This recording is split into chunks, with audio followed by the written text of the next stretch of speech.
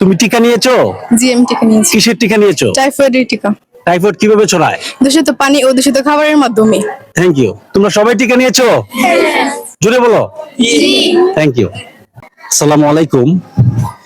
13তম দিনের মতো সারা বাংলাদেশে একযোগে চলছে টাইফয়েড কনজুগেট ভ্যাকসিন তথা টিসিবি কার্যক্রম।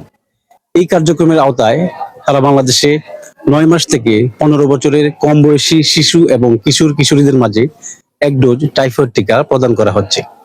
পরিদর্শনের অংশ হিসেবে আজ আমরা এসেছি কিশোরগঞ্জ জেলাধীন কটিয়াদী উপজেলার হাজী মোহাম্মদ আবুল ফজল উচ্চ বিদ্যালয়ে। এখানে অত্যন্ত উৎসবমুখর এবং আনন্দঘন পরিবেশে চলছে টাইফয়েড টিকাদান কর্মসূচি।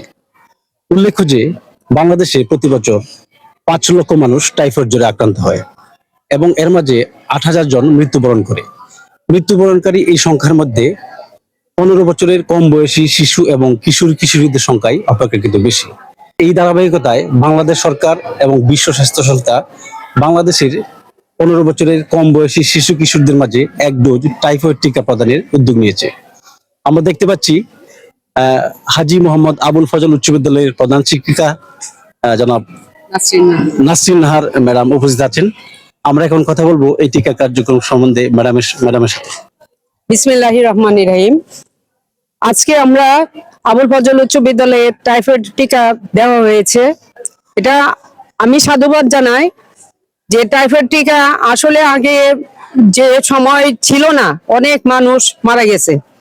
তো সরকার এই উদ্যোগ নেওয়াতে আমি আন্তরিকভাবে সাধুবাদ জানাচ্ছি এই মহান উদ্যোগের জন্য। আমরা উৎসবমুখর পরিবেশে ছাত্রছাত্রীদেরকে টিকা দেওয়া হয়েছে। আল্লাহর রহমতে কোনো সমস্যা হয় নাই। ধন্যবাদ সবাইকে। আসসালামু আলাইকুম।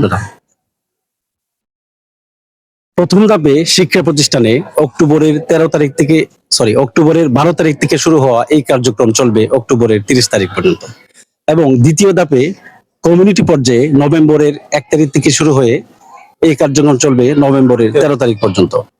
তাই অভিভাবকদের প্রতি বিনীত অনুরোধ, আর কোনো চিন্তা ভাবনা নয়, আর কোনো সিদ্ধান্তহীনতা নয়, এখনই ক্যাম্পেইন চলাকালীন সময়ে আপনাদের সন্তানদেরকে 1 ডোজ টাইফয়েড টিকা প্রদান করুন এবং শিশু কিশোরদের মাঝে টাইফয়েড জ্বরের বিরুদ্ধে প্রতিরোধ ক্ষমতা গড়ে তুলুন।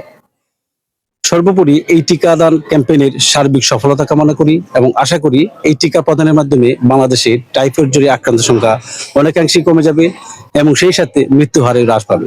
আজ এই পর্যন্তই। সবাই ভালো থাকুন, সুস্থ থাকুন। আল্লাহ হাফেজ।